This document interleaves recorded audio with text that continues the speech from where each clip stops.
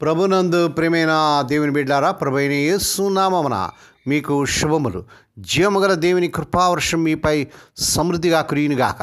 ఈ దినం అనగా అక్టోబర్ నెల 18వ తారీఖు 2025 శనివారం హోలీ ట్రింటీ చర్చ్ మినిస్ట్రీస్ వారు అందించు అనుదేనామన్న ఈ దిన మన ధ్యానాంశం దేవుని పోలికగా దేవుని వాక్యం చదువుకుందామండి.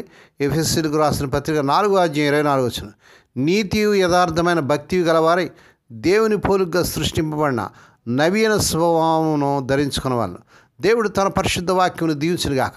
దేవుని బిడ్డారు, మీరు అంతా ఎలా ఉన్నారండి? మీ ఆరోగ్యాలు ఎలా ఉన్నాయి? మీ కుటుంబంలో అందరూ బాగున్నారా? ప్రతిదినం కూడా మీకోసం మేము ప్రార్థన చేస్తున్నాం.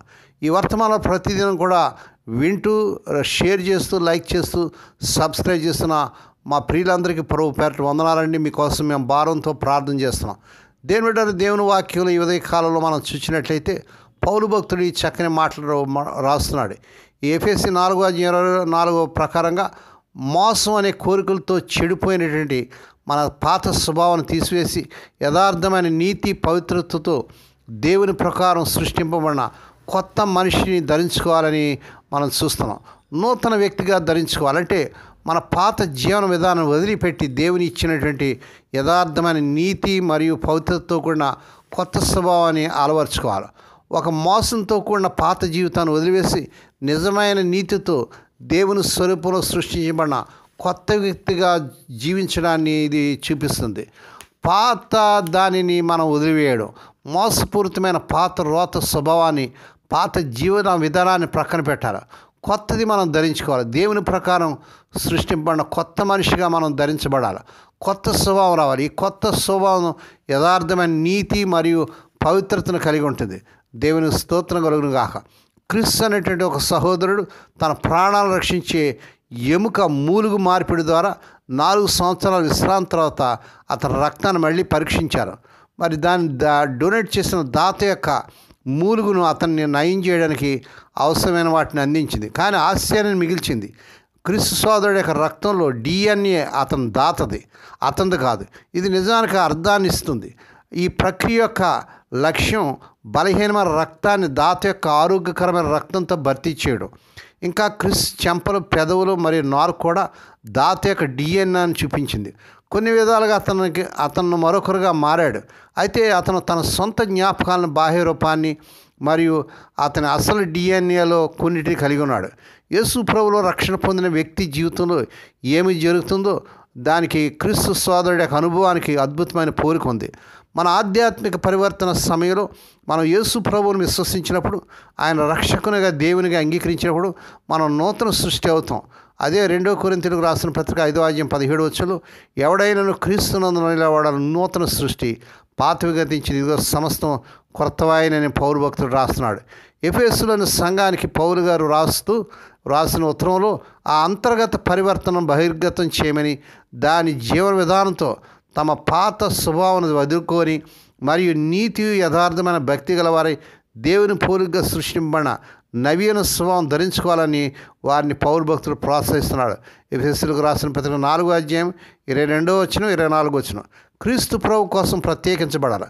యేసు ప్రభు యొక్క పరివర్తన శక్తి మనలో సజీవం ఉందని చూపించడానికి మనకు DNA మరి లేదా రక్త పరీక్ష అవసరం లేదు. మన చుట్టూ ఉన్న ప్రపంచంతో మనం నిమగ్నమయ్యే విధానంలో ఆ అంతర్గత వాస్తవికత స్పష్టంగా కనిపించాలి.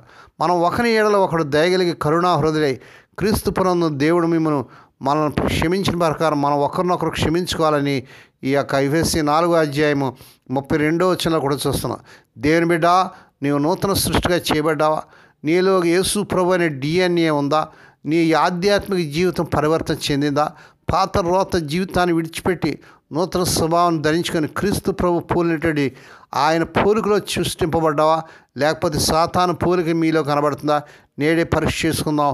మరి నూతన వ్యక్తులుగా ప్రభు కోసం మార్చబడదాం. ఆయన పోలికలో ఉందాం, ప్రభుకు సాక్షిగా ఉందాం. ఆ రీతిగా చేటుకు పరిశుద్ధాత్మ దేవుడే మీకు సహాయం చేయనుగాక. దేవుడి మాటలు దీవించునుగాక. ప్రార్థన చేసుకుందాం. పరిశుద్ధుడైన మా తండ్రి, నీ పరిశుద్ధ నామమునకు వందనాలు చెల్లించున్నాము నాయన. ఈ ఉదయకాలంలో ఈ వర్తమానం స్వదేశ విదేశాల నుంచి వింటూ ప్రతిదినం కూడా షేర్ చేస్తూ, లైక్ చేస్తూ, సబ్స్క్రైబ్ చేస్తున్న మా ప్రియులందరినీ దీవించండి. వారు రావాల్సిన దీవులు మెండుగా దయచేయండి. ఈ వర్తమానం అనేకులు జీవితాలు పరివర్తన కలిగించడం సహాయం చేయండి. మా తండ్రి దినం పుట్టినదినాలు, వివాహ దినాలు, ఆ శుభదినాలు జరుపుకునే బిడ్డలు కూడా బహుగా దీవించి మరొక సంవత్సరమైన దయాక్రీటాన్ని బిడ్డలు ధరింపజేసి వారి పట్ల నూతన కార్యం జరిగించుకున్నాను. ఎవరైతే కష్టాల్లో, సమస్యల్లో, బాధల్లో, మరి అప్పుల్లో నాయన, మరి ఆర్థిక ఇబ్బందుల్లో మరి ఉంటున్నారో వారందరి పట్ల కార్యం చేసి వారి సమస్యల నుంచి, బాధల నుంచి, కష్టాల నుంచి విడుదల చేయండి తండ్రి. రోగులైన బిడ్డలపైన ప్రత్యేక రూపం చూపించిన ఎవరైతే నాయన ఆయా భయంకరమైన రోగాలతో ఐసీయూలో నాయన మరి మరణంతో పోరాడుతున్నారో మీరే కార్యం చేసి నాయన మరణం తప్పించి నీ వస్తువు కనుక నాయన ఇప్పుడే స్వస్థత, ఆరోగ్యం, విడుదల యేసు నామములో ప్రకటిస్తున్నాం తండ్రి.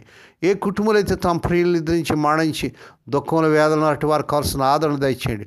హోలీ ట్వంటీ చర్చ్ మినిస్ట్రీస్ ద్వారా, ఆయా మినిస్ట్రీస్ ద్వారా జరుగుతున్న పరిచయం దీవించి నీ దీనదాసులను, దాసురాడు, విధవరాన్ని, దిక్కు లేని బిడ్డలను, తండ్రి లేని బిడ్డలను జ్ఞాపకం చేసుకొని వారి ప్రతి అవసరం తీర్చండి.